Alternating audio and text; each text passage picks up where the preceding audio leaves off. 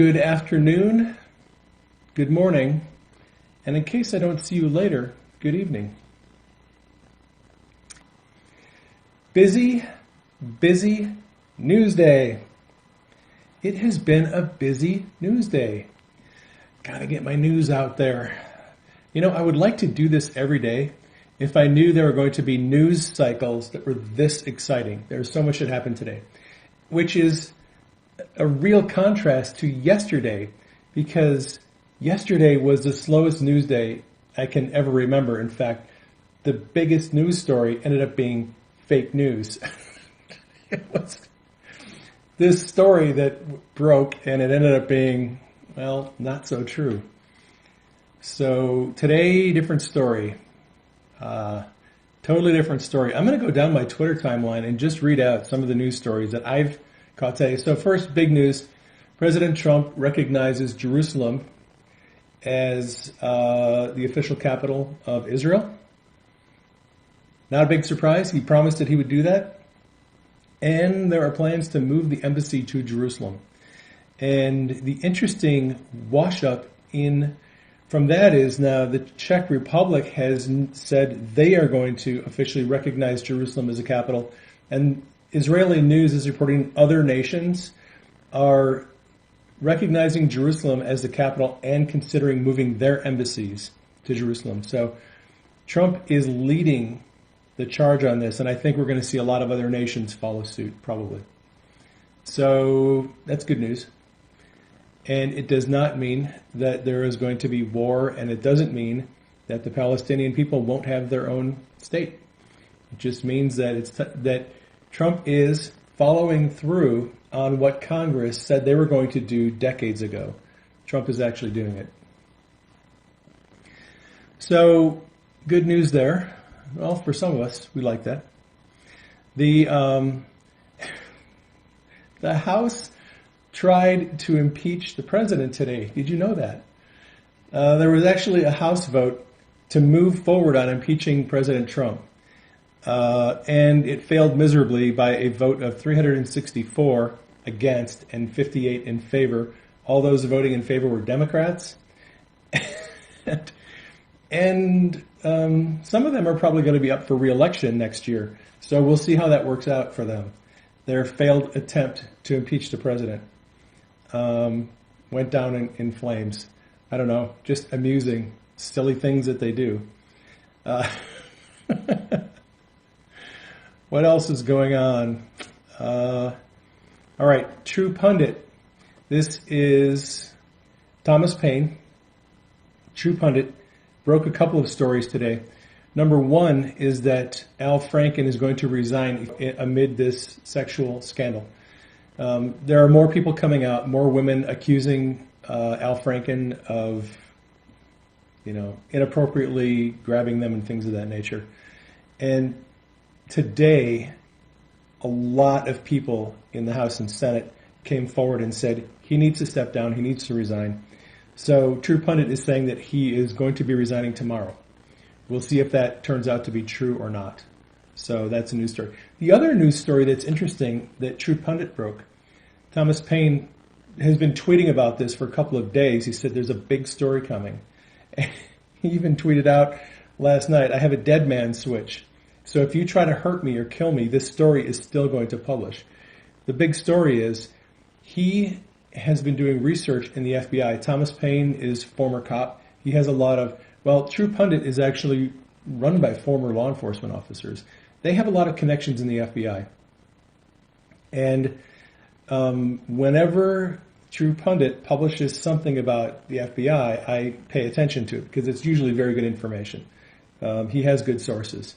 And he published an article today saying that there are many female and male agents in the FBI who have complained, filed reports about sexual harassment, sexual abuse from coworkers and supervisors, and a lot of that has been buried, covered up, ignored, and people have been actually blackmailed and extortion has been used against them to get them to be quiet.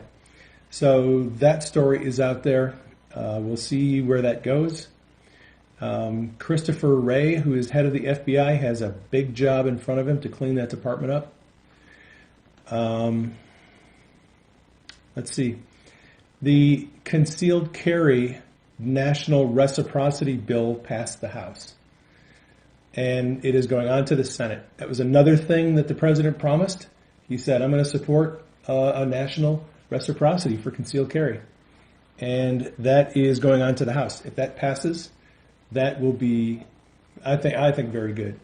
I think if the country is going to allow you to conceal carry a handgun, it should be anywhere in the country, or it shouldn't be at all. And the Constitution guarantees us that right. And government overreach has restricted our ability to carry, and it's unconstitutional. So I think that's good. Let's see. Going down here. Oh, news. Oh, interesting thing. Not very heavily reported, but yesterday there was an impromptu press conference that was held by Getz, Jim Jordan, Mark Meadows, Andy Biggs, a lot of the Freedom Caucus. They got together and they filmed a little 7-minute YouTube video where they essentially called out Jeff Sessions and told him that they are demanding that the Department of Justice look into Hillary Clinton and that they not sit on this anymore. And again, this is on the assumption that nothing is going on in the Department of Justice with respect to Hillary. And, my take on that is still, you don't really know what is going on inside the DOJ unless they tell you. If they don't come out with a report that says, here's what we're investigating, you never know what they're investigating. So a lot of people could be very angry and upset and mad because they think there is no investigation going on, when in fact there may be an investigation going on. We don't really know that, right? It's hard to know because they don't confirm or deny the existence of investigations. So it's difficult to know, but they held a little press conference and demanded that something be done about that. Let's see. What else is going on?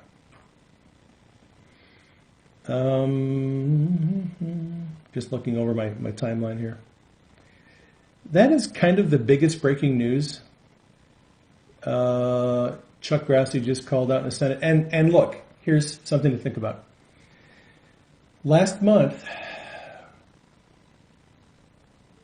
the Department of Justice wrote a letter to the Judiciary Committee telling them that they were, at the request of many different intelligence committees and the Judiciary Committee, that they were going to reopen and look into issues such as the Clinton Foundation, James Comey's handling of the Clinton email investigation, the way that was handled. They're looking into Andrew McCabe, who is the deputy director. They're looking into his decision not to recuse himself from having oversight of the email investigation. They're looking into all these things. DOJ has told Congress, we're looking into anything that needs more resources, more investigators. We're evaluating whether any of that needs a special prosecutor.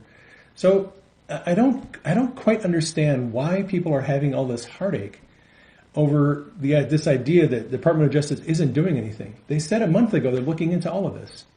So, I don't know. I'm scratching my bald little head, wondering why all these people are flipping out and screaming and hollering. I can't even hardly listen to Hannity anymore because he is yelling and screaming so loud that the Mueller investigation needs to be shut down and they're not doing anything about Hillary. I'm like,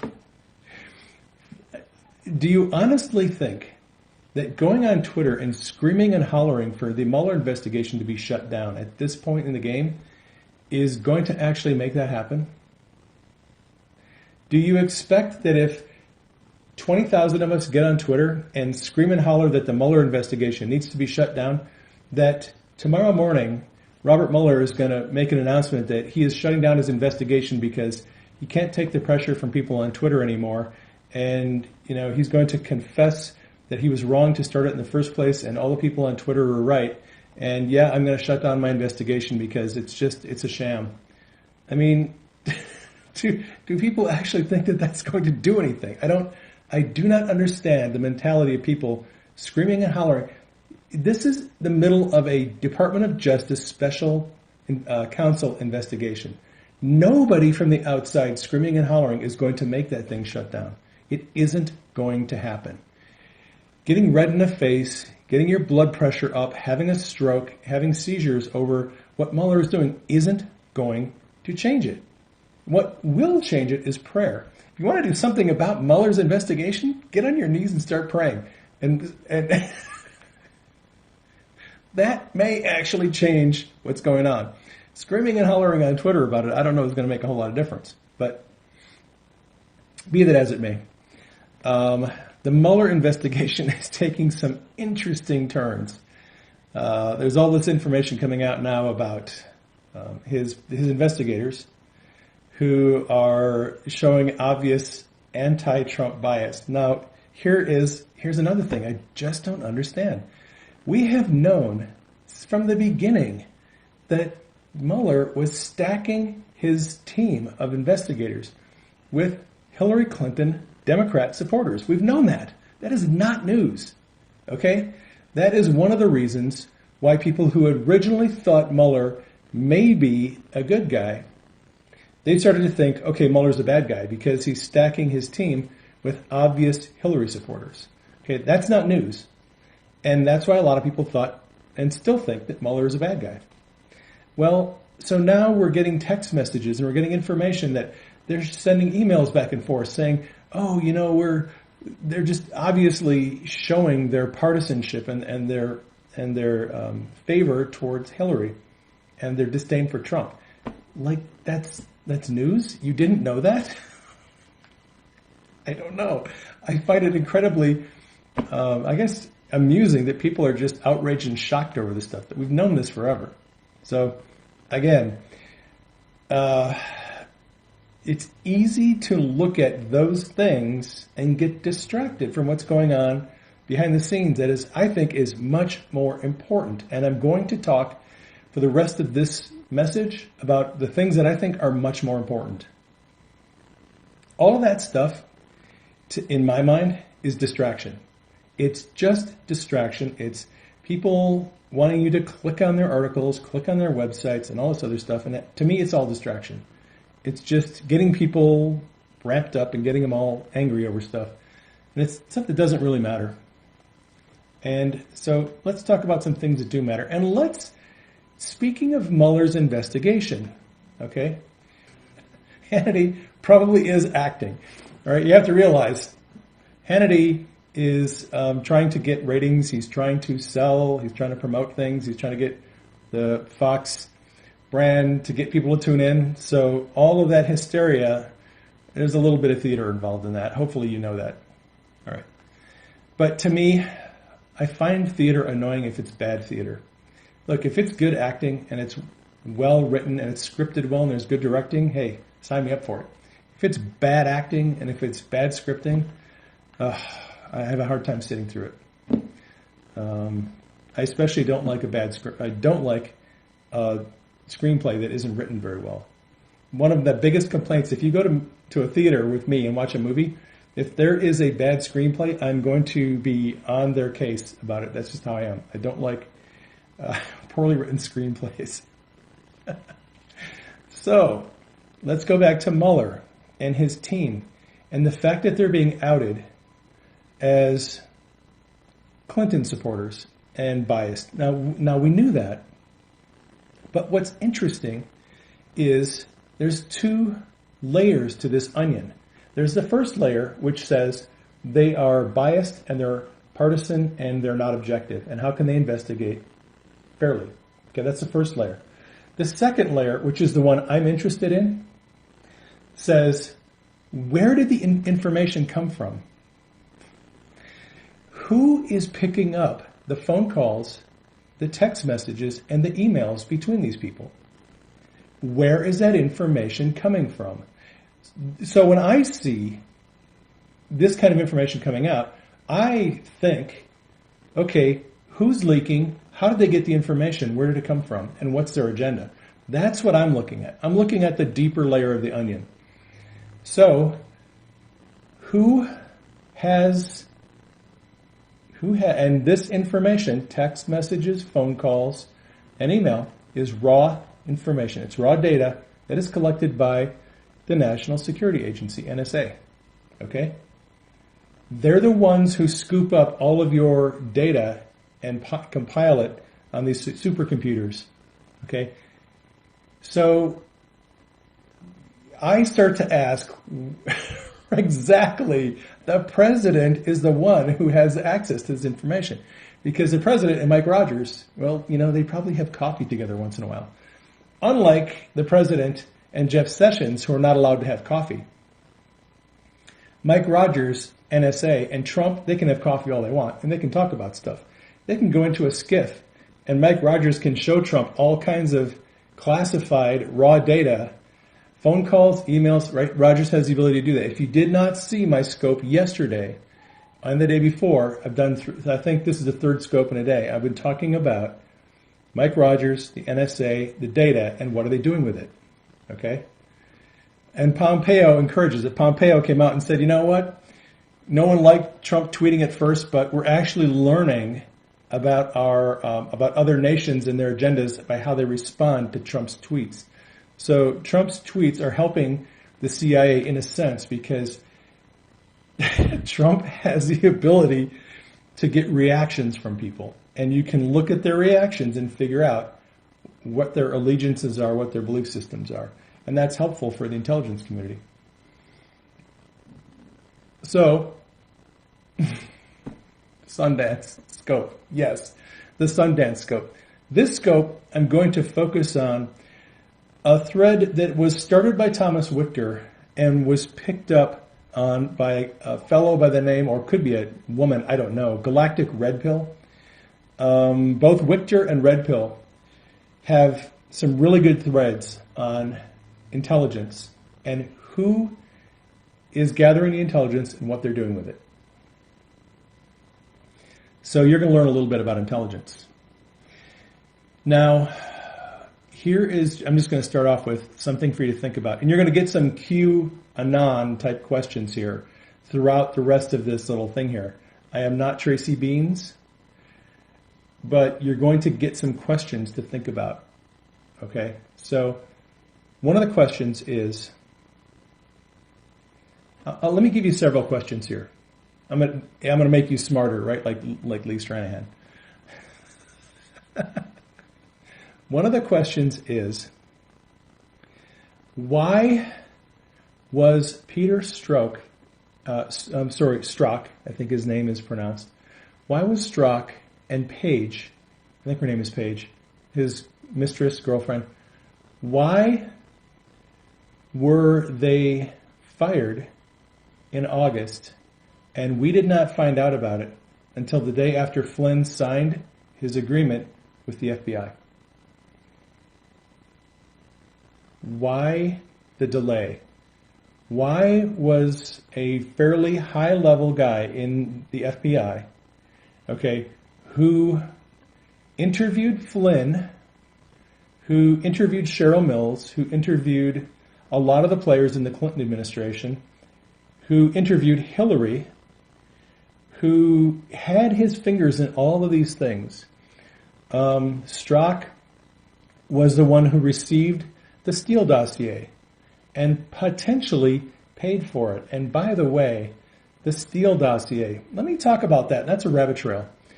I've been looking at what George Webb has been saying and learning about Fusion GPS, which is the company that came up with the Steele dossier.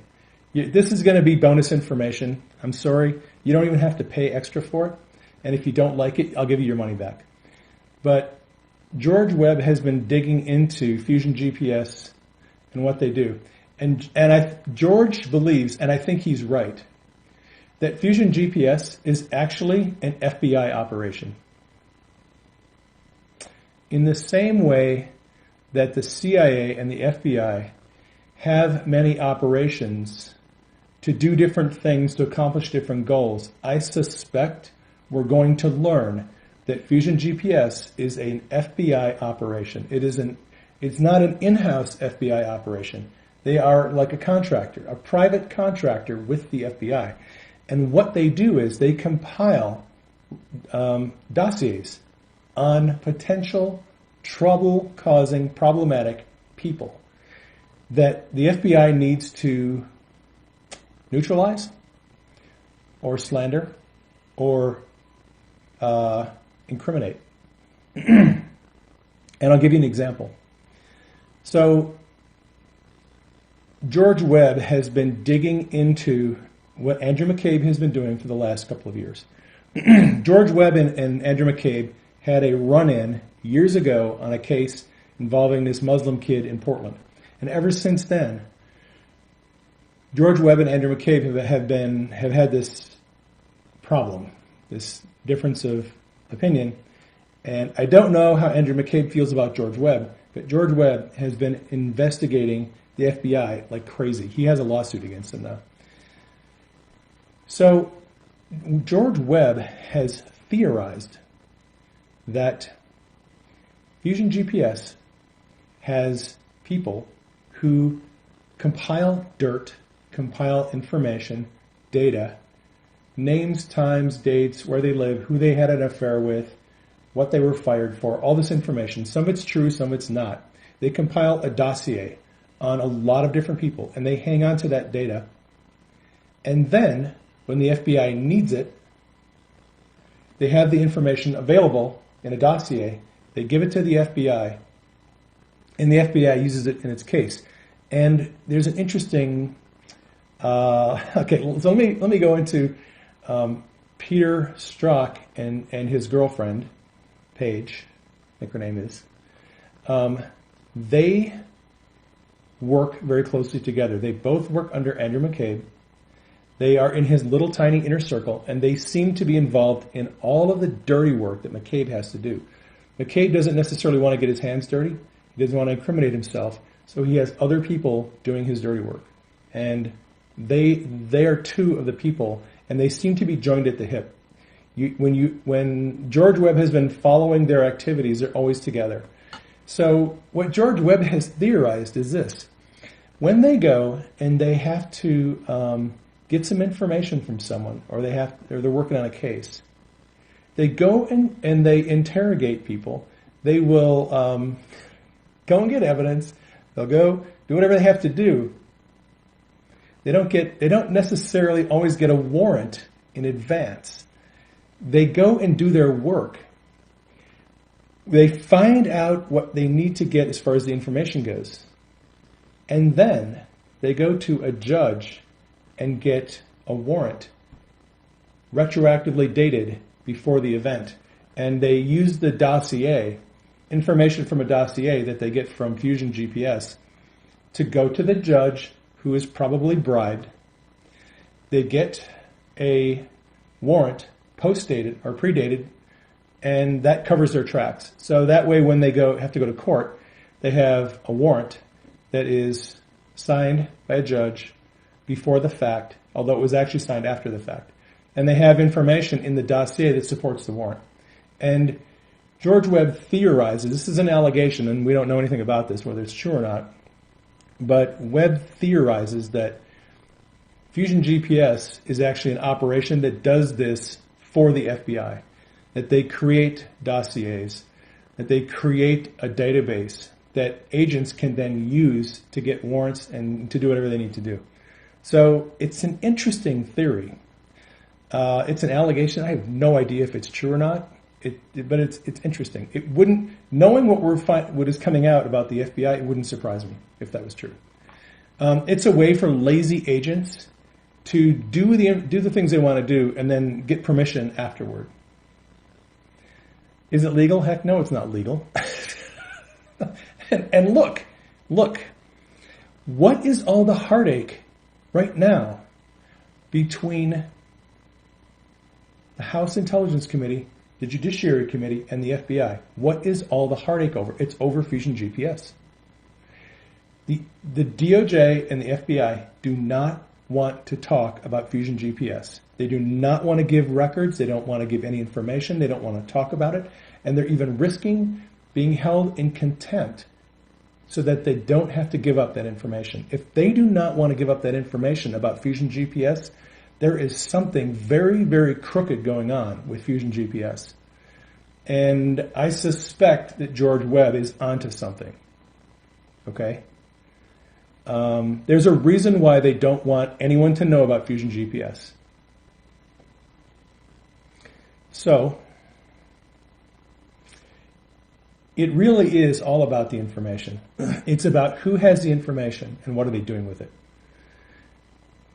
So, right, Fusion GPS has all this information, and they can smear and they can create scandals. They can leak information to which they have been, right? What was the Steele dossier? It was information about Trump that was leaked to the press. And it was intended to smear and defame the president and his transition team. That is what, okay, if the FBI is doing this, if the FBI is taking information, paying a company to compile this information, and then they can leak it out to the Washington Post and New York Times so that they can smear whoever they want to, that is pretty creepy, nefarious activity. And it looks like that may be what's going on. So, yeah, and a lot of it's fake. A lot of it's fake. Some of it's, you have to put in some truth and some error. And people say, oh, look, this is true, oh, the rest of it must be true, and a lot of it isn't true. So, again, just a theory. This is what George Webb thinks is going on. So, back to Mueller's team. Why, if Strzok and Page were removed from Mueller's team in August, did we not find out about it until December? Why? There's a strategic timing in all of that. They wanted this information to come out at a certain time. Somebody wanted that information leaked. And here's another thing. Do you actually believe, rhetorical question, do you actually believe that Strzok and his girlfriend were removed from Mueller's team because they were found out to be Clinton sympathizers?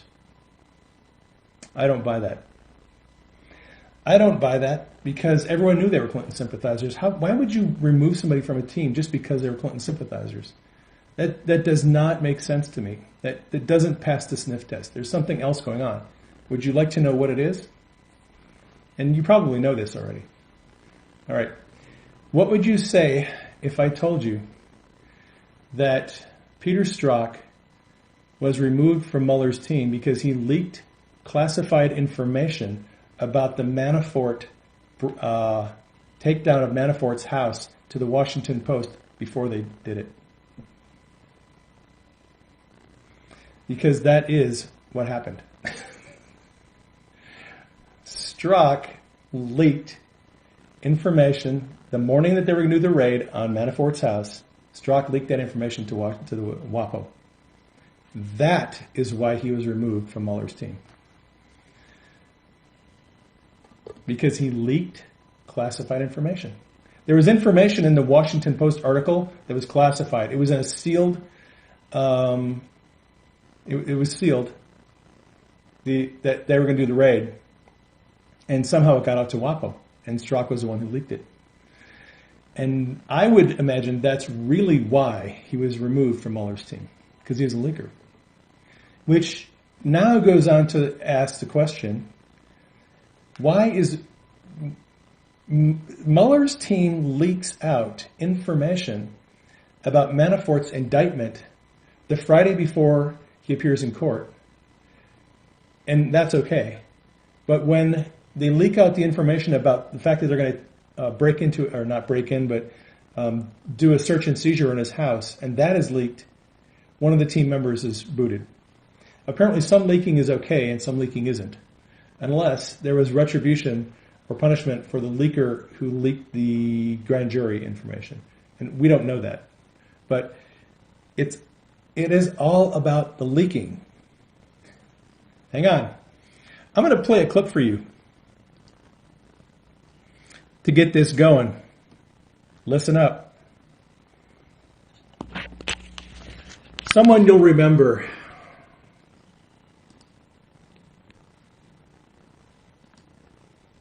frankly speaking, the people on the Hill, was urging my former colleagues and frankly speaking, the people on the Hill, it was more actually aimed at telling the Hill people, get as much information as you can, get as much intelligence as you can before President Obama leaves the administration, because I had a fear that somehow that information would disappear with the senior people who left. So it would be hidden away in the bureaucracy, that the Trump folks, if they found out how we knew what we knew about the Trump staff dealing with Russians, that they would try to compromise those sources and methods, meaning we would no longer have access to that intelligence. So I became very worried because not enough was coming out into the open, and I knew that there was more. We have very good intelligence on Russia. So then I had talked to some of my former colleagues, and I knew that they were trying to also help get information to the Hill. A lot going on today. Yeah. That's why you have the leaking. That's why you have the leaking. Because the people in the Obama administration wanted all this information to get out to the press because they knew when Trump took over, that information might not be available anymore. From the beginning, it has all been about the leaking. The unmasking, everything, it's all about the leaking. And it's interesting because these two different sides are playing two different games. The Obama administration and their supporters in the press are playing the game, let's leak all the dirt we can about Trump and his team. Trump and Flynn and McMaster and everyone on Trump's team, they have taken a different course. They are all about finding the leakers and prosecuting them. And so this is, I'm going to transition here in just a second. We're going toward the leakers. So it is interesting, as Thomas Wichter notes, the information being leaked to the press by people inside the deep state, so Defense Department, State Department, National Security Council, CIA, right? The information being leaked to the press is not raw intelligence. It is reports. So there's two kinds of intelligence. There's raw intelligence, phone calls, text messages, emails. There is processed intelligence, which is reports. And everything that's going out to the press is reports. Wichter finds it very interesting that unlike Bush, who got hammered by many different countries and different places because he was always having raw intelligence data leaked to his enemies, Trump's enemies haven't gotten raw intelligence. All they're getting is reports. They're not getting raw data. They're not getting phone calls. They're not getting text messages or emails. They're getting summaries. That's what's going out to the press, and that's what's going to Trump's enemies. And Wichter says that that's because Mike Rogers and Flynn and the people in the National Security Council and NSA have locked everything down so that only a few people have access to that information. Unlike in the Obama administration, where they were unmasking people and they were making... Look, Sally Yates did not have top secret security clearance. When she had the information, I'm going to cover this in a second. When she got that information about Flynn, she had no security clearance to get that information. Somebody above her got that information and gave it to her. So I'm going to start off here on this thread by Galactic Red Pill. He or she has some very good observations. Now, we talked yesterday and a couple of days before about how Clapper and Carter Ash wanted to get rid of Flynn, and Clapper told and urged Obama two people were dangerous to him: Flynn and Admiral Rogers. Flynn was forced out, Director of National Intelligence, and They tried to get rid of Rogers, but they couldn't get rid of him. Trump retains both of them. Trump recruits Flynn for his Director of National Intelligence, and he maintains Rogers at NSA because he knew there were two patriots. He knew that he could trust them, and he knew that they would help him find these leakers and expose them. Okay? So, Galactic Red Pill asks a question: who is David Cattler, and why is it relevant to Flynn's plea bargain? So we're going to go down this road. Cattler, and this is important because Cattler was approved and granted top secret secure compartmental intelligence clearance, TSSCI, which is the highest level of clearance. Cattler was given that clearance along with other National Security Council appointees who were handpicked by Flynn. That top secret clearance allows them to see raw intelligence data from the NSA, phone calls, text messages, emails, everything. Not the reports. They can see the raw data if you have that clearance. And Flynn picked a whole bunch of people to be on National Security Council. He actually created some new positions that didn't exist prior to Trump coming into office. Flynn created extra positions for people with intelligence clearance because Flynn knew getting these leakers was going to be critical for the Trump administration to succeed, because they knew, as Evelyn Farkas just told us, that's why all the leaking was going on. The Obama administration and the deep state were trying to take down Trump and pull off a coup by leaking. Flynn's job was to stop the leaking. In fact, many people said that the biggest challenge Trump is going to have is preventing and stopping the leaking and finding the leakers. So they knew from the get-go they had to find a way to stop the leaking. All right. And if you think leaking isn't a big deal, it's in the news every day. There's a report today about Flynn that somebody leaked a text message that Flynn sent to one of his business partners about this plan to build a nuclear reactor in Saudi Arabia, I think. And they're trying to smear Flynn by making him look like a bad actor. But everything he did was legal. It's perfectly on the up and up. There's nothing wrong with what he did. But they're trying to smear him, and they're doing it by, we got a hold of a text message that Flynn sent, which is all, of course, hearsay. No sources. You don't see the actual text message. It's raw intelligence data. Well, if they have it, who gave it to them? And if they don't have it, why are they trying to smear Flynn with this nonsense? See, this is the deep state's plan. It is still, they're trying to hammer Flynn. And it's all about leaking. It's either leaking actual information or leaking fabricated information. So we're going to get into this. So Cattler, along with other people, Ezra Cohen-Watnick is another guy that's on the National Security Council. He got top-level clearance, and so did quite a few other people. And, well, I'll just keep going. The denial or the approval of top-level security clearance has been highly politicized in the last few years. One of the reasons why I said Gorka is no longer on the Trump team and is not in the National Security Council is he could not get his security clearance. It was denied. And that has been true of a lot of people. So security clearances are approved or denied by CIA, Defense Department, Department of Energy, Homeland Security. There are different agencies that either allow or deny security clearance based on different things.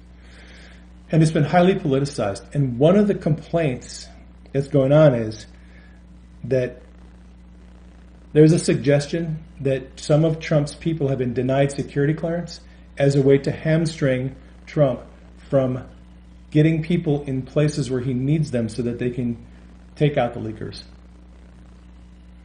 The denial of top secret security, sensitive compartmentalized information clearance is the highest level security clearance was widely viewed as a bureaucratic power play by opponents of both Flynn and Townley, another guy we're going to talk about in a minute, inside the intelligence agencies.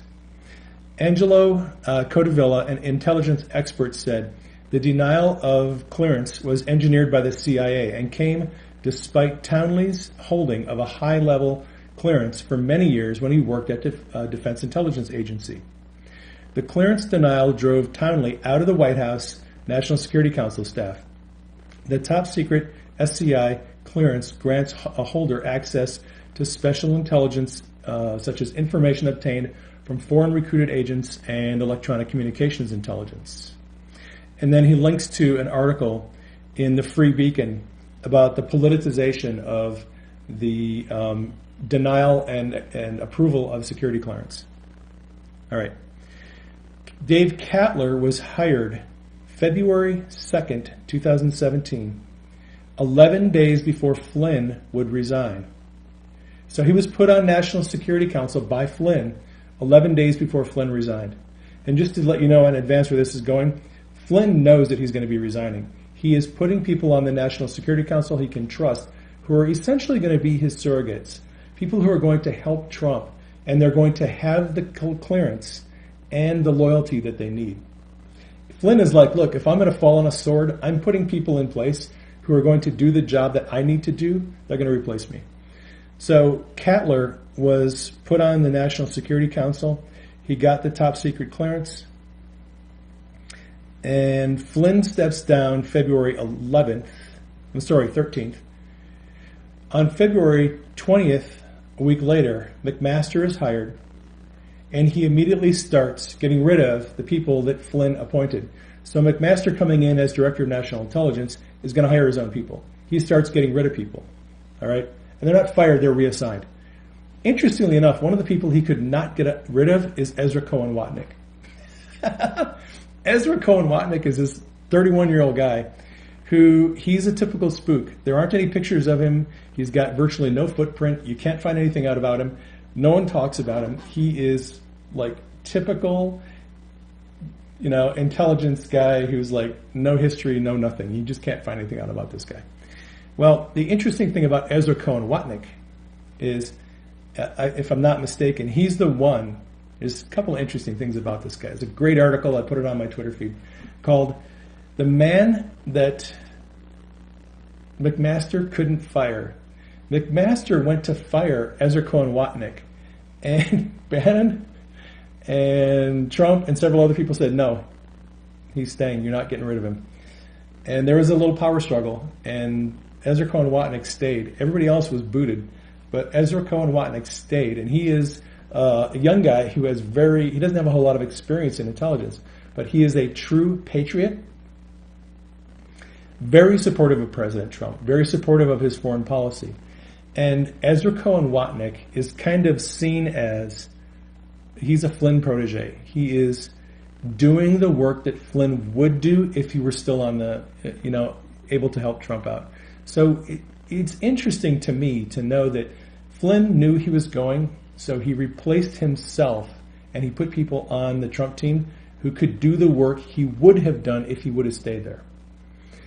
So McMaster goes and gets rid of the people that Flynn hired, but he couldn't get rid of Ezra Cohen Watnick. Dave, what's the guy's name? Isn't it Cattle? Hang on a sec. Cattler. Dave Cattler is reassigned to Defense Intelligence Agency, I think. Yeah. So, by the way, I should probably just say this. And we're going to get into this. I hope you're hanging on, because this is going to be a little bit of a longer scope than what I normally do. I'm normally good for about 35, 40 minutes, maybe an hour. This is going to go a bit, so hang on. Get some coffee. If you're not aware of this, you should be aware of this. There is a lot of competition and hatred and animosity in the intelligence community between Defense Intelligence Agency and the CIA. They do not like each other. If you work for the CIA, especially if you're a career CIA person, there's just a lot of hostility between them and the Defense Intelligence Agency. They don't like each other. They don't see eye to eye on things. And one of the reasons why Flynn was so despised by people inside the CIA is Flynn had a career in the Defense Department. He was military, and he was Defense Intelligence. And that is one of the reasons why Brennan and Clapper didn't like him. There's a huge difference between the way Defense Intelligence Agency and the CIA do their operations, too. A lot of style differences. They just do things differently. They see things differently. They have different operational goals. They have different department philosophy. So, anyway, McMaster starts to recycle Flynn's appointees to the National Security Council. And Cattler goes back to, I think, let me read this. McMaster did away this week with 2 deputy assistant spots, one overseeing the National Security Council's regional desks and another overseeing transitional issues, according to a senior White House aide. So Cattler wasn't fired, he was reassigned. Dave Cattler, who was named deputy assistant to the president for regional affairs, will return to the office of Director of National Intelligence, where he worked during the Obama administration. Okay. Excluded from the article is a little fact that Cattler returned to his former post, but he had a top secret level clearance and he kept it, and he didn't have it when he came to the National Security Council. So he got an upgrade in his security clearance just by being appointed by Flynn to the National Security Council. Then he goes back to DNI. This is important because Flynn was trying to get as many people certified at that top level that he could, regardless of where they work. If they're loyal to Trump and if they have top secret clearance, they're good to go. They can help him. So Cattler and Hansel, which is the other guy that was reassigned, generally well regarded, according to a person familiar with the current National Security Council. Cattler was a Flynn pick, the person said. According to his LinkedIn page, Cattler worked under former national security boss at the Defense Intelligence Agency. So, where am I going here? Oh, here's another. It's a quote from this article. According to the person familiar with the National Security Council, some career intelligence professionals regarded Cattler with suspicion. Why? Because of his connection to Flynn, who is a vocal critic of the CIA and its tactics. So anybody, from the CIA perspective, anybody who's aligned with Flynn or anyone who is truly hardcore Defense Intelligence Agency, they look at them with suspicion. They don't like them, they don't trust them. Okay, because of the CIA and Defense Intelligence Agency, 2 different agencies, and they do things differently. And that explains this war between people like Flynn and people like Brennan and Clapper, and it's just, if you're on the outside looking in, you just don't understand what's going on, but that's the backstory. All right, so are you ready for some QAnon questions? Dueling agencies, exactly. And they're dueling agencies. They're dueling for funding. They're competing for a lot of different things. They're competing for resources. They're competing to have their agenda, become more important. Obama was much more sympathetic, and he had the ear of the CIA much more. Trump is, I think, much more aligned with the Defense Intelligence Agency. Most of his people came from Defense Intelligence. So if you're, status. If you're ready, here are some QAnon questions about Flynn. What did Flynn do professionally before he joined Trump's team? What specifically did Flynn and the previous administration have a falling out over? Which IC chief did Trump keep? Why did Trump meet with that chief? Did Trump meet with that IC chief in an unconventional way? And why is that important? Now, if you've been listening to my last 2 scopes, you already know the answers to all these questions.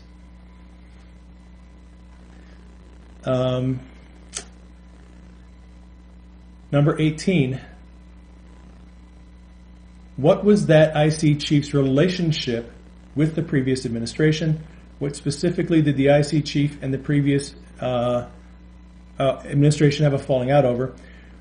How does it relate to Flynn's falling out with the previous administration, and who has everyone's secrets? Okay, so the answer is Mike Rogers, NSA, and they had a falling out over who was going to use the intelligence NSA had, and what were they going to do with it. In light of those questions, we're going to re-examine the timeline. December 28th, 2016, Obama's administration imposes sanctions on Russia for Russian meddling in the election, and they expel more than 30 diplomats, right? December 29th, the next day, Flynn, acting as a member of the transition team, called the Russian ambassador and asked him not to escalate the situation in response to Obama's actions. This call was made on an open line. It was not a secure line. It's safe to assume that Flynn, with his 33-year career as a spy, was aware that the call was being monitored and recorded by a lot of different parties, including the FBI and the intelligence community, right? So he knew. He's talking to the Russian ambassador. He knows his call is being recorded. There's no way you get to that level and don't know that your phone call is being recorded and potentially used against you down the road. All right. January 12th, David Ignatius, relying on unnamed sources, reports the following and ignites a media firestorm. So he links to an article in Washington Post, why did Obama dawdle on Russian hacking? And the question there is, if Obama knew about Russian hacking, why didn't he do anything about it? Why did he sit on it? Why did he ignore it? Why didn't he actually do something? Why, at the very end of his administration, when Clinton loses the election, why did Russian hacking all of a sudden become a big issue?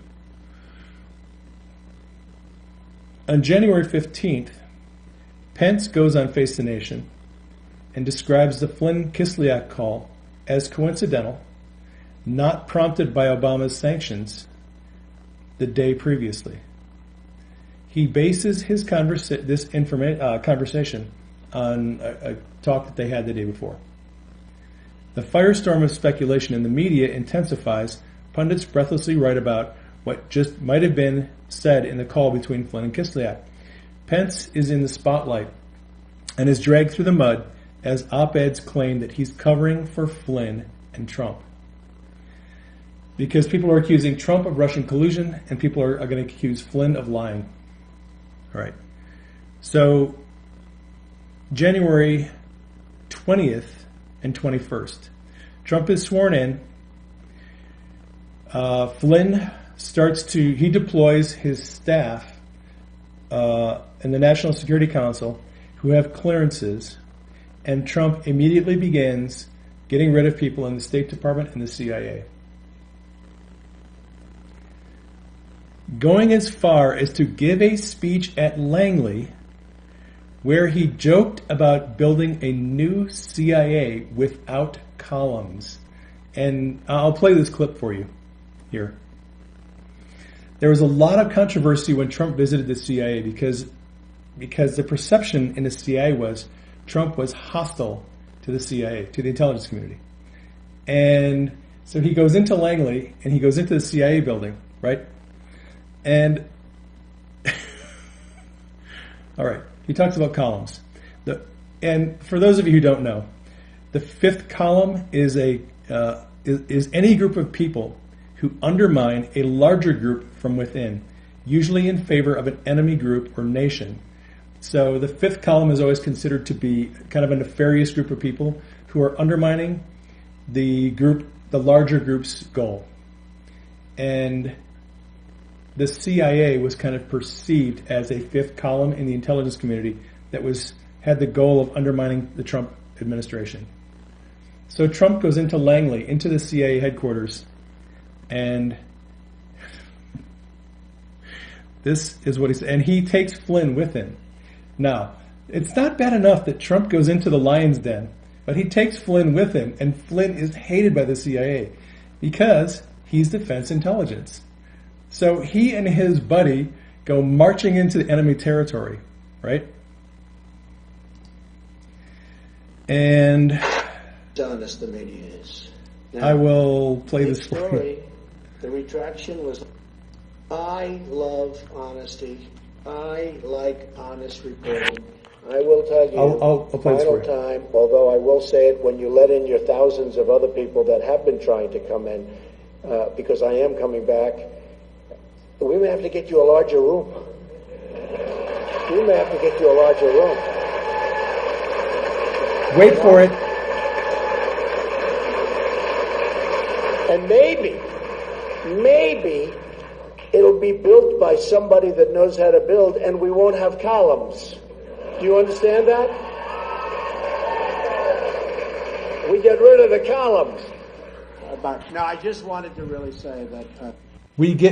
Trump goes into the CIA and is trolling them about being the fifth column in the intelligence community.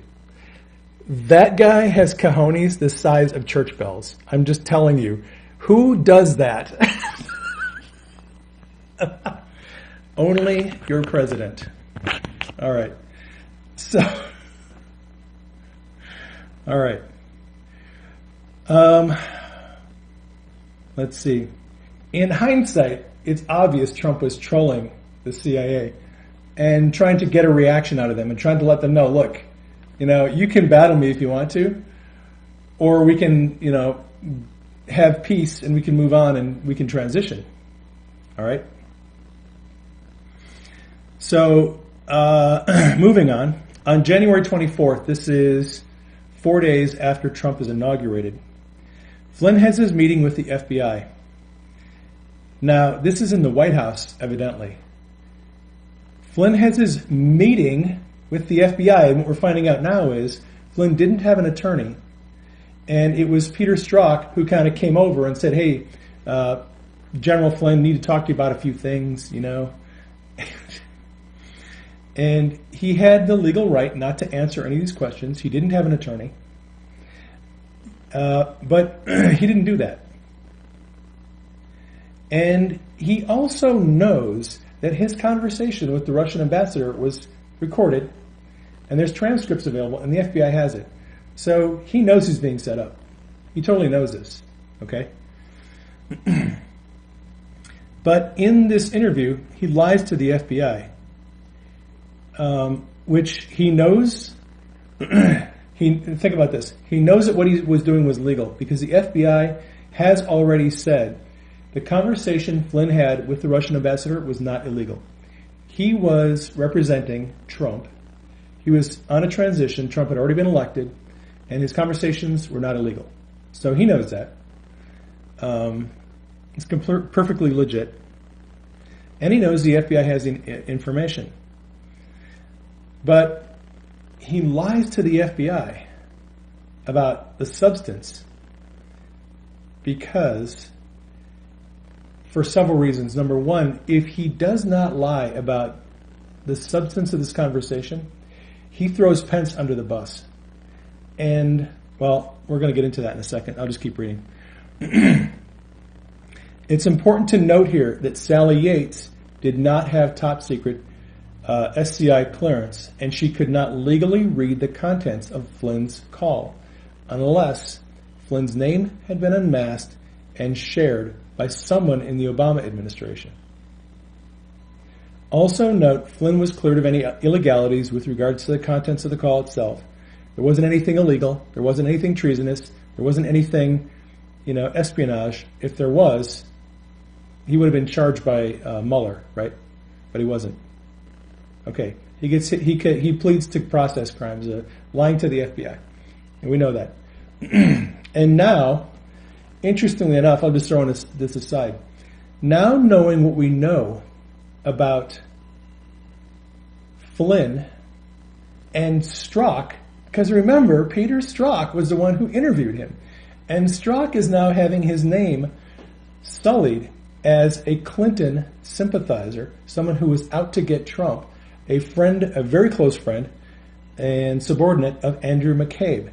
So if Flynn and his attorney go into court because of this plea deal, Flynn's attorney could say, look, he wasn't Mirandized, he didn't have his attorney, the investigator had partial, he was partial, this is a hit job, it was a setup from the beginning.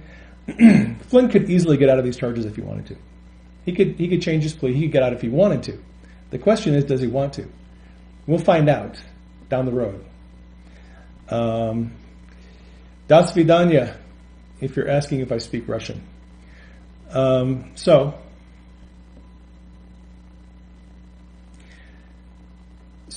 Sally Yates says this: we weren't the only ones that knew. The Russians also knew about Flynn and what he'd done, and the Russians knew. That means Flynn had misled the vice president and others. Also, she said that Flynn could be blackmailed. Her concern, her fake concern, her reason for getting all hysterical about Flynn was Flynn could be blackmailed.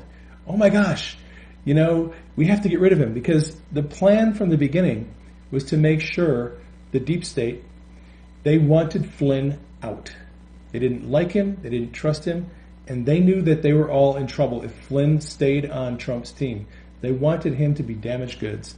So, on February 2nd, in the midst of a media firestorm and leaks causing the administration headaches and Twitter tantrums, Flynn, who knows he's on borrowed time, creates a new deputy assistant position in the National Security Council, senior staff, and he appoints Dave Cattler to it.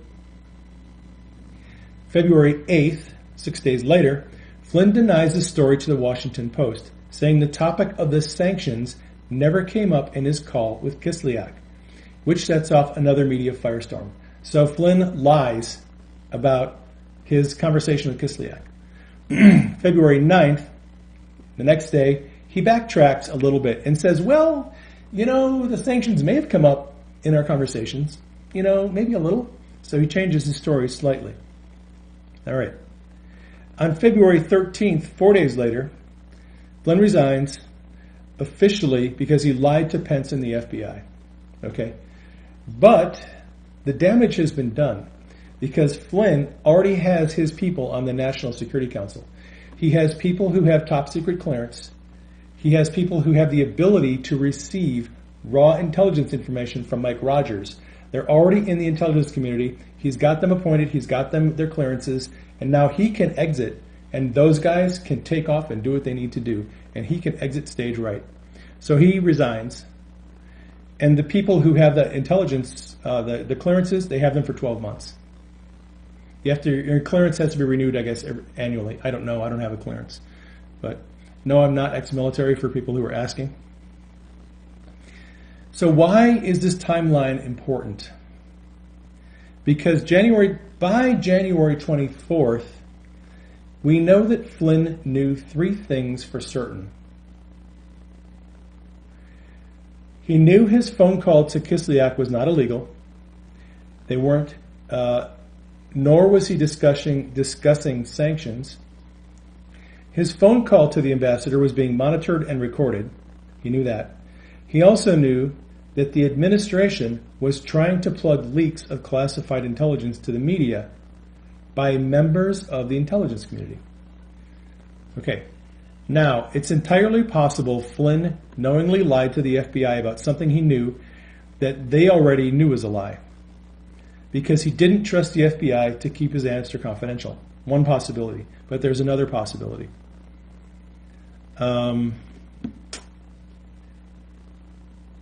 Had he answered yes, and the FBI leaked it in the environment at that time, which is even worse than it was now, the news would have sunk Trump's administration in a Russian scandal to the point they may have not have been able to recover only 2 weeks into Trump's administration.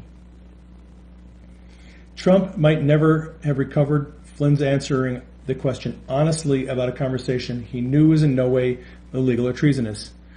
With that in mind, Flynn, being a patriot, fell on a sword to protect the administration from an undue and unfair scrutiny. He protected Pence. And so he basically says, yeah, I lied about this stuff. And he didn't have to lie, but he knew that if he told the truth, and if the FBI leaked it, Pence and Trump both end up with egg on their face, and there's a big scandal, and it gets much worse. So Flynn lies, doesn't tell the FBI what actually happened, falls on the sword, and then he exits, but he's already got his people in place. There's another possibility, though. Dave Cattler, who is now in the intelligence community, is flawless. His specialty is counterterrorism. He and Flynn go way back. He's a field spook who specializes in finding terrorists using signals intelligence and human intelligence. He specializes by finding hard-to-find people using raw intelligence data. That's what he specializes in. Counterintelligence. And Flynn has just weaponized this guy. Got him higher level clearance than he already had. He's an expert at finding terrorists who hide out in population centers and build networks and cells. Kind of the way spies do, or people who are leaking classified information to the media. It's possible, if not likely, that Flynn brought on Cattler and Ezra Cohen Watnick and a bunch of other people, got them high-level security clearances so that they could go out and hunt for the leakers inside the intelligence community, feeding them reports and information, knowing they're going to leak it to the newspapers, and when they do, they'll know who the leakers are.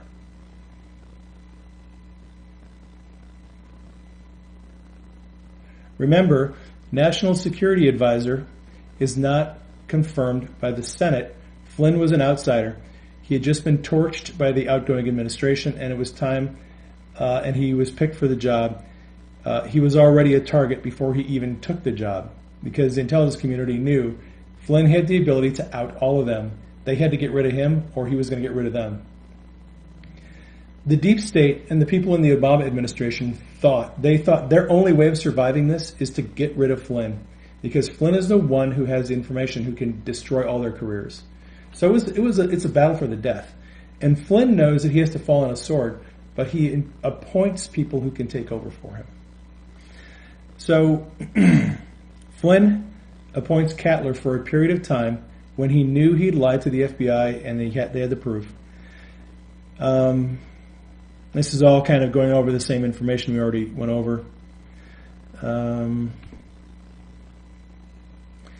Flynn created new positions in the National Security Council, brought on Cattler, Ezra Cohen Watnick, and this other guy that I talked about a few minutes ago, and I can't remember his name, assuring that they would get top secret clearances. And this would allow Rogers at the NSA to share raw information with them so they could help go find the leakers.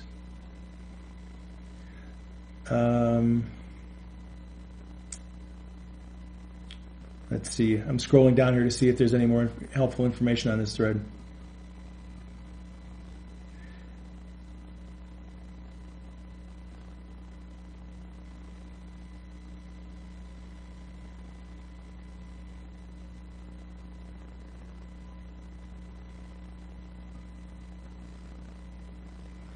Scrolling. This is a long thread.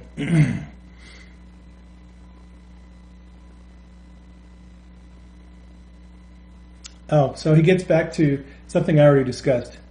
So Galactic Red Pill's basic theory is that Flynn came on and brought people on the National Security Council and into the intelligence community to help find people who were leaking information illegally to the press and in other ways, and people who were undermining the Trump administration.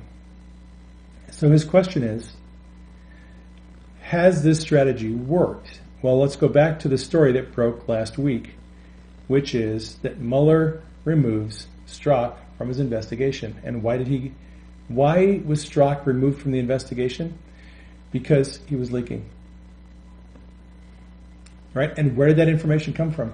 Who had the information about what Strzok and his girlfriend were leaking? They got that information from Rogers, and Rogers gave it to one of these spooks that Flynn appointed, and they tracked these people down and they outed them. And that has been going on.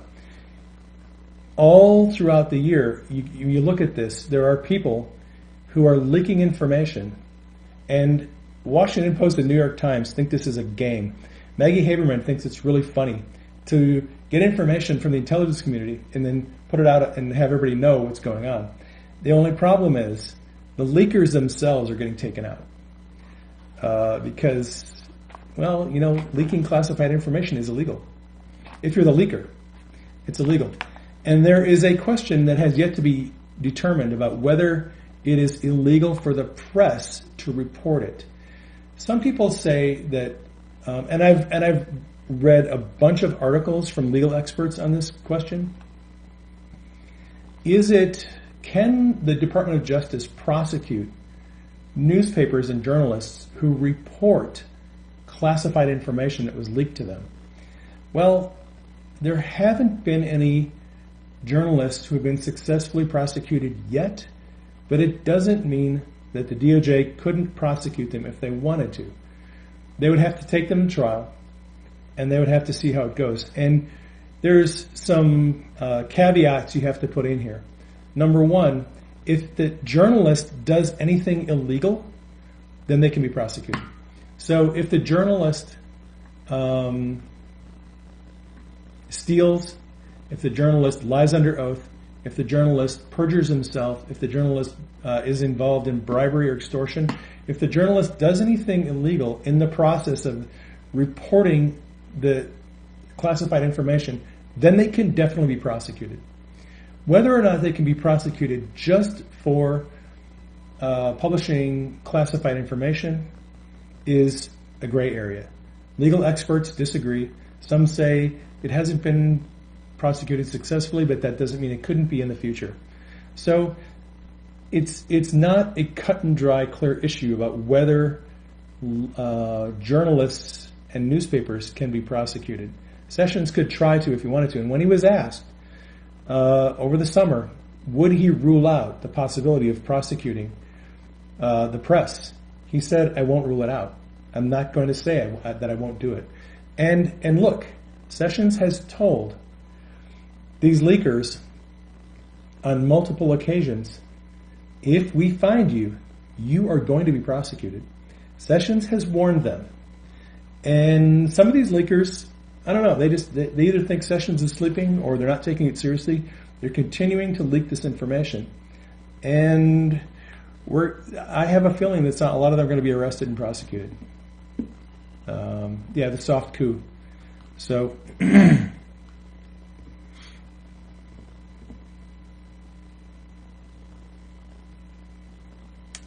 I'm looking at Galactic Red Pill's thread and see if there's anything else in here that's helpful.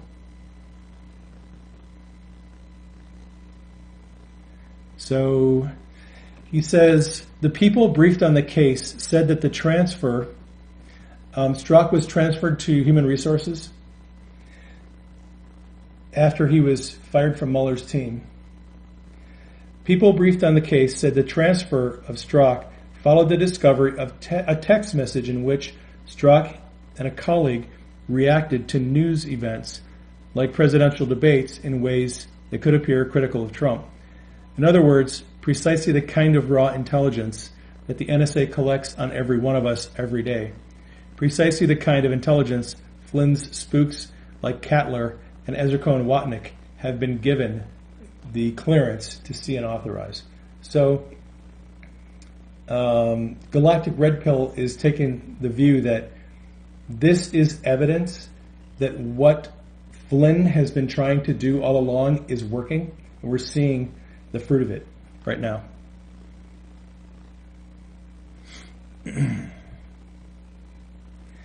Yet the Strzok news did not leak until after Flynn signed his plea deal. And this is the question. Why did we not find out about Strzok being reassigned, fired by Mueller and then reassigned, until after Flynn signed his plea deal? Remember back to speculations involving Papadopoulos when he was arrested in July. The next day, the motion to seal the filings associated with Papadopoulos' arrest, the Office of Special Counsel argued that public disclosure of the defendant's appearance would significantly undermine his ability to serve as a proactive cooperator. Let me translate that for you. Mueller was arguing that if the public knew that Papadopoulos had been indicted and was cooperating with Mueller's investigation, it would have hampered Papadopoulos from giving them information. Because Papadopoulos flipped. He pled to a nothing charge of lying to the FBI because he was giving them information. Papadopoulos wasn't formally indicted until October because they did not want to expose the world that he'd been caught up in and ruin his ability to gather more intelligence for the investigation. So why didn't the news of Strzok's reassignment leak until after Flynn signed his plea? Could it be because Strzok texts were given to Mueller by Flynn's leak hunters, and announcing that they had them in July would have exposed Flynn's network, a network run by men like Kapler? If that's it is possible, and he says if it's true, now that Flynn has come in from the cold, it could mean that Strzok is just the beginning. That we're perhaps about to see the results of Flynn's network being deployed before he resigned. So let me break that down for you. Let me translate. What he's saying is, if Papadopoulos and Manafort and Flynn and Strzok were all caught up in things earlier in the year, and we're only hearing about them now, it is likely that Flynn's work and Papadopoulos' work and Strzok's work in cooperating and helping Mueller sort all this stuff out is coming to an end. And the reason why Flynn signed the plea deal this last week is that now that the work and the investigation and the interrogation of witnesses is over, now it's time to let people know that Flynn is copping to a plea and that Strzok has been reassigned and that all these other people we're getting a determination on them because the investigative work has already been done. And now making this information public isn't going to compromise the investigation. Just like, interesting, okay, so the OIG, Office of Inspector General, Department of Justice, on December 2nd, issued a statement saying that they will be coming forth with the determination of their investigation of Comey, Andrew McCabe, and all these other people in the FBI who have been under investigation this whole year. December 2nd, the Office of Inspector General suddenly throws out this announcement that they're going to bring out the findings. Why would they do that unless the investigation had concluded? Why would we learn about Strzok? Why would Flynn plea? All of this is happening in the first week of December unless all of that stuff is already done. Investigation's done, witnesses have testified, they've done their interrogations, and they're ready to wrap it all up. So to me, what I'm seeing here, if I'm looking at this critically, objectively, is it looks to me like a lot of these players have already cooperated, they've testified, and now they're pleading, and now we're learning about what's going on. So I think in the next few weeks, we're going to learn a lot more. Let me go down through his thread and see if there's anything else. This might explain the timing of Strzok revelation. He probably flipped on others inside the FBI who are also corrupt. And it wouldn't surprise me to find out that Flynn's network had something to do with it. Because Flynn has all these people, right? And they all have high clearance, and they're all getting text messages and emails. Like I said in the last scope, Rogers has everybody's emails, text messages, and phone calls, and he can give it to anybody who has a need to know and a security clearance.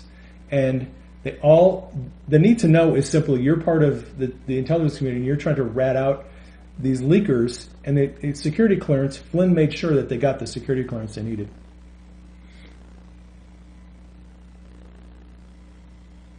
Oh, and Galactic Red Pill actually puts in a link to the Office of Inspector General notice saying that after 11 months of investigation, they're about to announce their findings.